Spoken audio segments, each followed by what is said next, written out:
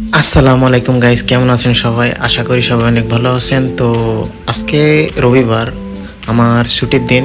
অনেক দিন হলো চুল কাটা হয় না, সেজন্য আমরা একটু চুল কাটতে যাব। আমার বন্ধুদের সাথে আমরা বের হয়েছি। আমরা যেহেতু সাইকেল ইউজ করতেছি, তো সাইকেল চালাই আস্তে আস্তে যাচ্ছি আমরা। এটা হচ্ছে হাই রোড, এখান দিয়ে আমরা যাচ্ছি। তো আমরা চুল কাটার দোকানে পৌঁছে গেছি। চুল কাটা যে ভাই, সে ভাই এখনই পৌঁছাইলো। তো আমার এক বন্ধু উঠছে এখানে চুল কাটার জন্য। তো এখানে সব বাঙালিরা আসে চুল কাটতে। খুব ভালো চুল কাটে আমাদের, প্রাইসও খুবই কম অন্য জায়গা থেকে। তো আমার চুল কাটা শেষ। তো আমরা এখন ব্যাংকে যাব, কারণ যেহেতু আমরা রিসেন্টলি স্যালারি পেয়েছি, সেজন্য বাংলাদেশে ট্রান্সফার করার জন্য আমরা ব্যাংকে যাব। তো আমরা ব্যাংকে পৌঁছে গেছি।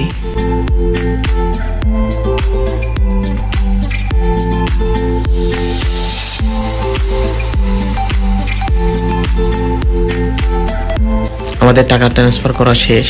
এখন আমরা একটা বাংলা শপে যাব, সেখানে আমরা কিছু বাজার করব।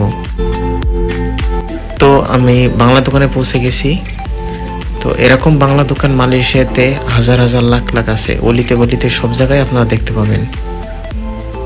এখানে সব কিছুই পাওয়া যায়, কাঁচা বাজার, গ্রোসারি আইটেম, জামা কাপড়, ইলেকট্রনিক্স পণ্য, এমনকি বাইসাইকেলও রিপেয়ার করে।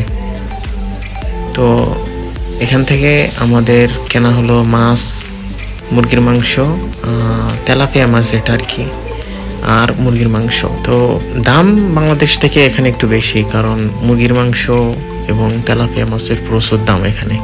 তো যারা মালয়েশিয়ায় থাকেন তারা আমাকে কমেন্ট করে জানাতে পারেন আপনাদের এলাকার দাম কেমন। তো আমাদের কেনাকাটা বাজার সব কিছু করা শেষ, এখন আমরা রুমে চলে যাব। তো আজকের ভিডিও এ পর্যন্ত। সবাই ভালো থাকবেন, সুস্থ থাকবেন। আল্লাহ হাফিজ।